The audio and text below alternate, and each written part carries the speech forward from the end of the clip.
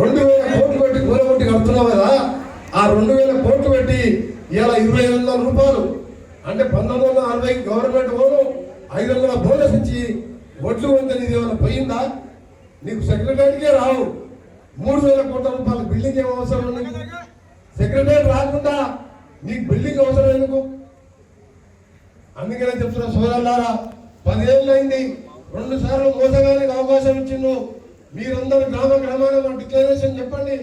ఈ డిక్లరేషన్ తో పాటు మీ అందరికి కూడా తప్పకుండా తెలంగాణ ఇచ్చిన కాంగ్రెస్ పార్టీ ఇవాళ సోనియా గాంధీ, రాహుల్ గాంధీ మీరు టీవీలో పేపర్లో చూస్తున్నాం. 17 ఏళ్ల కింద మూసేసిన కేసు, జవహర్లాల్ నెహ్రూ పెట్టిన పేపరు, నేషనల్ అవార్డు పేపరు 1937 అంటే స్వతంత్రం రాకముందు ఆ రోజు పెట్టిన పేపర్ స్వతంత్ర పోరాటం కోసం వాళ్ళ తండ్రి జవహర్లాల్ నెహ్రూ తండ్రి ఎవరంటే మోతీలాల్ నెహ్రూ ఎవరంటే లండన్ లో పెద్ద ప్రముఖ అడ్వకేట్ ఆయన బ్రిటిష్ వాళ్ళకి ఒకటే చెప్పాడు, అరే నా కొడుకు జవహర్లాల్ నెహ్రూ గాంధీజీ ఎంతో మంది స్వతంత్ర ఉద్యమం చేస్తున్నావు, కొట్లాడుతున్నావు, చచ్చిపోతున్నావు, మా భారతదేశాన్ని వదిలిపెట్టడానికి నీకు బ్లాంక్ చెక్ ఇస్తా రాసుకునేంత ధనవంతుడు మోతీలాల్ నెహ్రూ. అలాంటి కుటుంబం ఇయ్యాల సోనియా గాంధీ, రాహుల్ గాంధీ గవర్నమెంట్ క్వార్టర్లో ఉంటున్నారు. వాళ్ళకి ఆస్తులు లేవు. ఆ ఒక్క పేపర్ మీద దాన్ని అడ్డం పెట్టుకొని సుప్రీంకోర్టులో కొట్టేసిన కేసుని ఇలా రాహుల్ గాంధీ రోజు 10 గంటలు ఆడ ఈడీ పేరు మీద విచారణ చేస్తున్నారు. కాంగ్రెస్ పార్టీ వాళ్ళని రోజు కనిపించి జైలు ఈడీ కేసులు అంటున్నారు. అదే కేసు మోడీ గారు నీ కేసు నుంచి పేరు పెట్టుకుంటే అమిత్ షా, మీ బండి సంజయ్, గుండు అరవింద్ ఏం మాట్లాడతారు? అయిపోయా కేసీఆర్ జైలు బాయ్ అంటారు. 1,00,000 కోట్లు తిన్నాడు, ఇంత అవినీతి పరుడు లేదు, కేసీఆర్ త్వరలో జైలుకు పోతున్నాడు. ఏం తినని దేశం కోసం తండ్రిని నాయనమని పోగొట్టుకున్న రాహుల్ గాంధీనేమో రోజు 10 గంటలు పిలుస్తావు. కాళేశ్వరం పేరు మీద 1,00,000 కోట్లు తిన్న కేసీఆర్ ఏమో ఫామ్ హౌస్లో పీకేతో పడుకుంటాడు. అంటే నువ్వు బీజేపీ ఒకటే లెక్కగా, బీజేపీ కేసీఆర్ ఒకటే లెక్క అర్థం.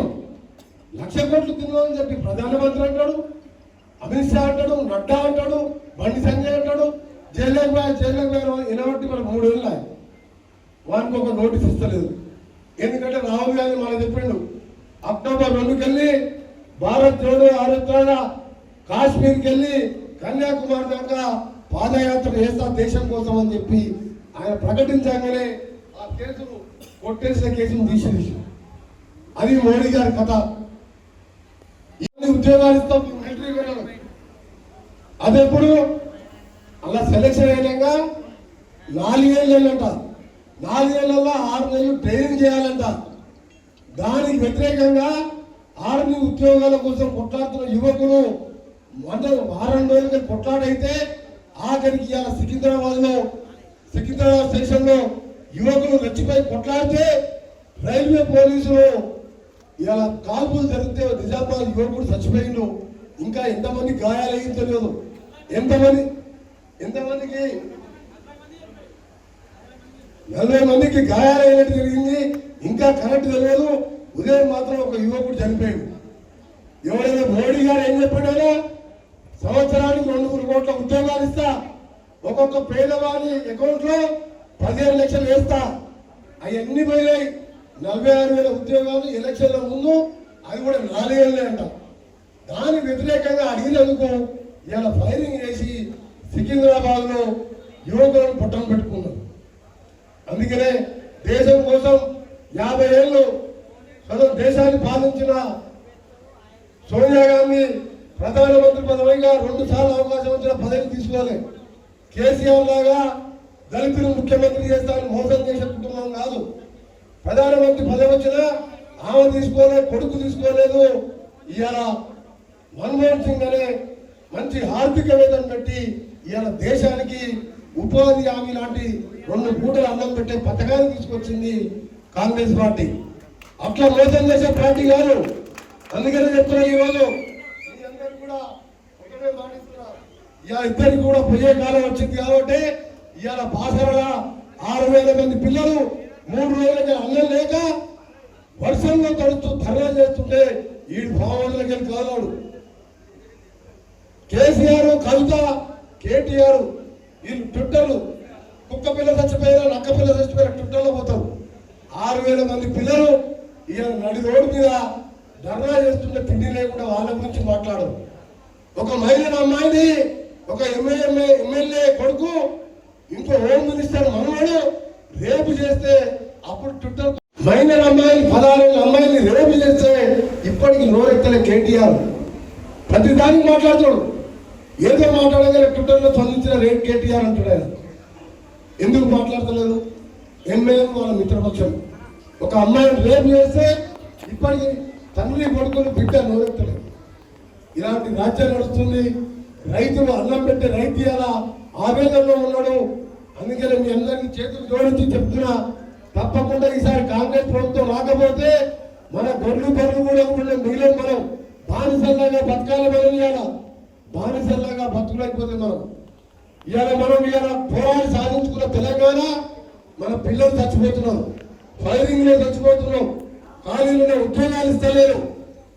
అందుకనే ఇక్కడ వచ్చే నగరికల్ రామచంద్రలోని అన్నదమ్ములు ఒకటే ఉద్యోగం చేస్తున్నా.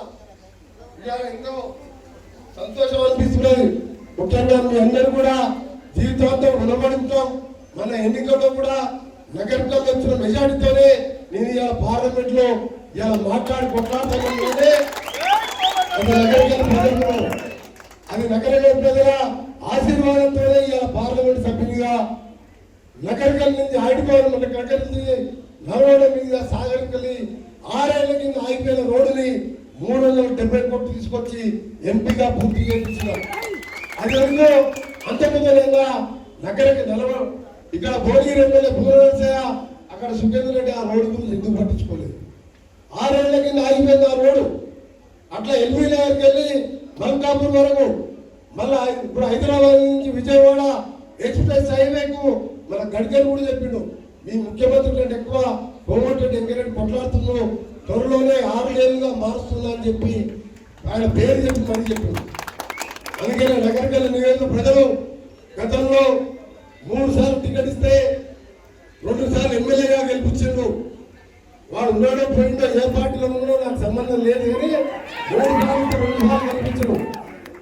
ఒక్కసారి మీరిచ్చిన మెజార్టీతోనే ఇవాళ పార్లమెంట్ లో నా గల విప్పించి చేనేత కార్మికులకైనా నేషనల్ హైవేలకైనా మన ప్రభుత్వం లేకుండా కరోనా నుండి ఇబ్బంది నుండి మన ఎంపీ ఫండ్ కూడా వద్దల కొద్దిగా ఆగిపోయింది. అయినా సరే ఏ పేదవాడు వచ్చినా, ఎవరు చనిపోయినా, ఎవరు చదువుకోవాలన్నా నా చేతులైనా సహాయం చేస్తున్నాను. ఇప్పుడే నాకు ఒక అమ్మాయి చెప్పింది, మా ఇన్ఫామ్లా మరి వెంకటేశం కళ్యాణం చేసిండు. మీ 3 గుంటల పేరు మీద మనిషికి 1 లక్ష రూపాయలు ఇచ్చి మీ పిల్లలు చదివిస్తాను. ఆమె ఇక్కడ వచ్చే కాదు, నిజామాబాద్ అవునా, జహీరాబాద్ అవునా, ఆదిలాబాద్ అయినా ఎవరైనా కోమటిరెడ్డి సోదరులకు ఎందుకు పోటీ చేస్తారంటే ఫోన్ చేస్తే అంతో ఇంతో సహాయం చేస్తారని చెప్పి సహాయం చేయడం తప్ప మోసం చేయడం తెలియదు. కానీ ఇక్కడ నగరికల్లో మొదలు మోసం చేసి పోయింది కాబట్టి నన్ను గారు మోసం చేసింది, మిమ్మల్ని మోసం చేసింది. మీరు టికెట్ ఇప్పించిన డబ్బులు పెట్టినవచ్చు, మీరు కష్టపడితే మిమ్మల్ని మోసం చేసి మిమ్మల్ని కేసులు పెట్టించి ఇవాళ గోడ మీద ఫోటో చూస్తున్నాం. ఆయన సిగ్గు లేకుండా కేసీఆర్ కేటీఆర్ పక్క బొమ్మలు తెచ్చుకోండి. అరే కేటీఆర్ కాబట్టి ఆయన సచ్చిందాక మా నగరికల్ కార్యకర్తల ఫోటోలకు కాళ్ళ దండం పెట్టాలి, కోమటిరెడ్డి సోదరుల ఫోటో తెచ్చుకోవాలి. కేసీఆర్ కేటీఆర్ ఇచ్చిన టికెట్ ఈ హాస్పిటల్ గోడ మీద ఫోటో తీస్తే నాకు నవ్వొచ్చింది, నవ్వాలా ఏడాలని అర్థమైంది.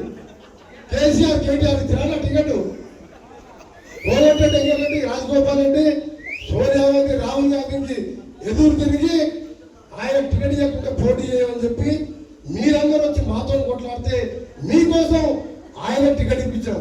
ఆ మునగాడేమో ఆయన పక్కకు ముగ్గురు దొంగలు, ఇంకో 3 ఫీట్ల సుఖాపేట ఆయన ఫోటో, జగదీశ్వరుడు ఫోటో, రామాలయ ఫోటో, పక్కకు ఈయన ఫోటో, ఆ 4 ఫోటోలు చూసాను. అప్పటిదాకా ఈడు వీడు ఎమ్మెల్యే ఉన్నాడు, వీడు పార్టీ మారి నేను మర్చిపోయినా. ఆ గోడల మీద ఫోటో చూసాక కోపం వచ్చింది. వాడు టికెట్ ఇచ్చింది, ఎవరికి గెలిపించిన టికెట్ ఇచ్చింది మనం, పైసలు పెట్టింది మనం, మీరు పెట్టింది నేను పెట్టాము, రాజగోపాల్ రెడ్డి పెట్టింది, కష్టపడ్డది మీరు, ఫోటోలు వాళ్ళవి. సిగ్గుండాలి ఆరని తిన్నా అన్నా ఉండి పడుతుంది. ఆడా ఓట్లేసింది మీరు, ఓట్లేసింది మీరు. ఈ డిసెంబర్లో ఎన్నికలు వచ్చినా మనం ఆశ్చర్యపడే అవసరం లేదు. ఎందుకంటే మనం రోజు పేపర్లో టీవీలో చూస్తున్నాం. కేసీఆర్ ఏడున్నాడు, ఫామ్ హౌస్ ఎవరితో ఉన్నాడు, ప్రశాంత్ కిషోర్తో ఉన్నాడు. అరే నువ్వు 9 ఏళ్ళ ఒక్కటైనా మంచి పని చేస్తే ఇలా ప్రశాంత్ కిషోర్ అవసరమేనా నీకు? ఒక్క ఇళ్ళ కట్టినా, ఒక్క ఇల్లు కట్టినా ఆర్కే ఓటేది, మీరు కేసీఆర్ ఓటేది. ఇక్కడ ఉన్న ఇంతమంది ఉన్నారు కదా, ఒక్క ఇల్లు కట్టినా మీ ఇంట్లో చదువుకున్న కొడుకుల్లో మీ కొడుకో బిడ్డకో ఉద్యోగం వస్తే కేసీఆర్కే ఓటేది. KG2 PG ఉచితంగా లేకపోతే ఆయనకే ఓటేది. నువ్వు దళితులు ఉంటే 3 ఎకరాల భూమి ఇస్తే ఆయనకే ఓటేది. ఏది చేయలేక ఇవాళ పీకే అంటే ఢిల్లీలో ఉన్న ఆయన వచ్చి ఇక్కడ సర్వే టికెట్లు చేసి ఇవాళ సర్వేలో బాగాలేదు టికెట్ కట్ చేశారంట. మన కేటీఆర్ ఖమ్మంలో చెప్తున్నాం, పీకే చెప్పినట్టుగా టికెట్లు అంట. ఈయన బతికెట్లు అయిందంటే ఆఖరికి ఈ పీకుడు గారు వచ్చి వారికి వచ్చి అంటే ముఖ్యమంత్రిగా ఒక్క ఇళ్ళల్లో దగ్గరికెళ్ళి ఒక్క ఇళ్ళల్లో కట్టినా, ఒక్క ఇళ్ళల్లో ఏదో ఒక్క ఇల్లు కట్టలే. ఇక పీకే మీద డిపెండ్ అయితే పీకే మీద ఆధారపడ్డదంటేనే అర్థమైంది పని. ఇవాళ 4 ఏళ్ల కింద మనం ఏం చెప్పినాం, 3000 రూపాయల పెన్షన్ ఇస్తాం, 58 ఏళ్ళు పెడుతున్నాం అంటే 58 ఏళ్ళకి నేను 57 ఏళ్ళకే 3116 ఇస్తా అని చెప్పి ఎంత ఘోరం అంటే 4,80,000 మంది ముసలోళ్ళు ఇవాళ అప్లికేషన్ పెండింగ్ ఉన్నాయి. ఆ ముసలాయన చచ్చిపోతే 65 ఏళ్ళు ఉన్న ముసలాయ 80 ఏళ్ళు చచ్చిపోతే వాళ్ళ భార్య పేరుకి మార్చలేడు. అట్లా దగ్గరికెళ్ళి ఆఫీసులో దగ్గరికెళ్ళి కాన్సెప్ట్లో 100 పెండింగ్ ఉన్నాయి. 57 ఏళ్ళ సంగతి వదిలిపెట్టు, 65 ఏళ్ళు ఉన్నాకే ముసలోడు చచ్చిపోతే ముసలా మార్చలేరు. 4 ఏళ్ళు అయింది. అందుకనే చెప్పిన కేసీఆర్, నువ్వు పీకే 100 మంది పీకేలను పెట్టుకున్నా ముసలోళ్ళను కూడా మోసం చేసినావు. ముసలోడు చచ్చిపోతే ఆ ముసలి ఎట్లా బతకాలి చెప్పండి? ఆ ముసలా మీకు పేరు మారాడు పెన్షన్. ఇలా రైతులు ఎంత ఏడిపించినావు, పండించిన ఒడ్లు కొనమంటే ఏడిపిస్తావు. నీ దగ్గర డబ్బులు లేవా? డబ్బులు ఉండి కొంచెం మాట మేనిఫెస్టోలు పెట్టాం. అదేవిధంగా ఈరోజు మనం ఇలా మొక్క కానీ, ఈరోజు సోయాబీన్ కానీ, మిర్చి కానీ, పత్తి కానీ అన్ని కూడా ధరలు నిర్ణయించుకొని ఇలా రైతు డిక్లరేషన్ చేసుకున్నాం. కాంగ్రెస్ పార్టీ అంటే రైతుల పార్టీ.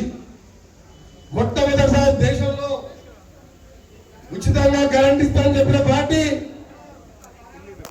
ఇలా నాకు గానే ఉంటే గాలి తెలియదు, మీరు బాగుంటుంది. రైతులకు ఉచితంగా కరెంట్ ఇస్తానని చెప్పి దేశంలో మొట్టమొదట చెప్పింది డాక్టర్ వైఎస్ రాజశేఖర రెడ్డి గారు ముఖ్యమంత్రిగా కాంగ్రెస్ పార్టీ ప్రభుత్వంలో చెప్తే ఎవరు నమ్మలే. అప్పుడు ఆర్చుకో 300 రూపాయలు ఉండే. అప్పుడు చంద్రబాబు ముఖ్యమంత్రిగా ఉండి ఆయన ఒక మాట అన్నాడు, ఓట్ల కోసం మాట్లాడుతున్నాడు. మీరు ఆయన నమ్మి ఓట్లేస్తే ఆ కరెంట్ దిగడం వల్ల కరెంటు రాదు, బట్టలు ఆరేసుకోవాలని చెప్పినాం.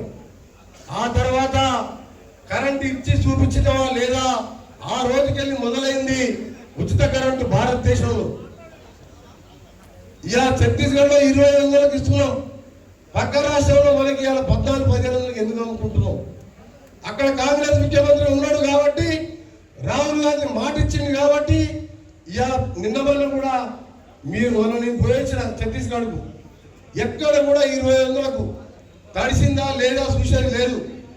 2500కు ధాన్యం కొన్నాం. ఆ విధంగా రైతు డిక్లరేషన్ ని మీ అందరికి కూడా పాంప్లెట్ల ద్వారా ప్రతి ధర కూడా ఇలా నిర్ణయించడం జరిగింది.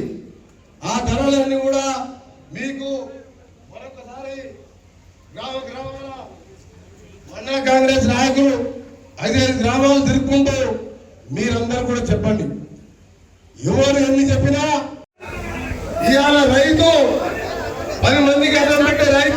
10 మందికి పట్టాడు అన్నం పెట్టే రైతు ఇవ్వాలా అన్నమో రామచంద్ర అనే పరిస్థితిలో ఉన్నాడు. రైతు అంటే రాదంటాం మనం, రైతు దేశానికి ఎన్నుకుంటాం. ఆంధ్రప్రదేశ్ అన్నపూర్ణగా ఉండి ఇవాళ భారతదేశంలో రైతు లేదు, రాజ్యం లేదు. అలాంటి రైతు 10 మందికి పట్టడి అన్నం పెట్టే రైతు ఇవాళ పండించిన పంట కొనే దిక్కు లేక ఇక్కడ చేతగారి ముఖ్యమంత్రి ఢిల్లీలో ధర్నా చేస్తాడు. అక్కడ ఉన్న చేతగారి ప్రధానమంత్రి బీజేపీ వాళ్ళు వచ్చి ఇక్కడ గల్లీలో ధర్నాలు చేస్తారు. ఆఖరికి ఏమైంది రైతుల పరిస్థితి? పోయిన సంవత్సరమే ముఖ్యమంత్రి గారు ఢిల్లీకి పోయి ఆయన కేంద్రానికి రాసిచ్చిన లేక మేము వచ్చే సంవత్సరం దొడ్డు బియ్యం దొడ్డు వడ్లు పండించమని చెప్పినోడు మళ్ళా పోయి ధర్నా చేసిండు అక్కడ. ఇక్కడ రైతులు బీజేపీ లెవెల్లో మీరు వేసుకోండి, మీరు చూసుకుంటామని చెప్పారు. ఆఖరికి ఈ ఇద్దరు కొట్లాడు చూసి అక్కడ అధికారం ఉన్నోడు ఇక్కడ ధర్నా చేస్తాడు, ఇక్కడ అధికారం ఉన్నోడు అక్కడ ధర్నా చేస్తాడు. అంతకంటే 10,000 కోట్లు పెడితే ప్రతి గింజ కూడా ఇవాళ కొనవచ్చు రైతులను. 60-70% మంది రైతులు బడుగు బలహీన వర్గాల వాళ్ళు, కౌలు రైతులు, వ్యవసాయం మీద ఆధారపడ్డ వాళ్ళు ఇవాళ 1300-1400కే సగం ధాన్యం అనుకూలంగా ఢిల్లీకి వెళ్ళి ధర్నా విరమించుకొని మళ్ళీ వచ్చి మొత్తం కొందా అని చెప్పి సగం కొని ఇప్పటికీ పైసలు రాలేదు. మళ్ళా సీజన్ వచ్చింది, పెట్టుబడి లేదు, ఒడ్ల పైసలు కొనలేదు. ఇంకా సగమేమో 1400కే అనుకున్నారు.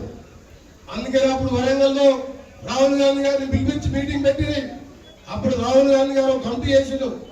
నన్ను, రేవంత్ రెడ్డి గారిని, మాణిక్ ఠాకూర్ గారు, ఉత్తమ్ కుమార్ రెడ్డి గారు, శ్రీధర్ బాబు కూర్చొని ఒక రాత్రంతా కూర్చొని ఈ రైతు డిక్లరేషన్ ని ఓల్డ్ ఎమ్మెల్యే క్వార్టర్లో కూర్చొని తయారు చేసి రాహుల్ గాంధీ గారిని ఆమోదం కోసం ఆయనను చూపించి వచ్చే మన ప్రభుత్వంలో ఏ విధంగా మనం మాట ఇచ్చింది ఛత్తీస్గఢ్ రాష్ట్రంలో మీరు ఒక్కసారి పోయి తెలుసుకోండి.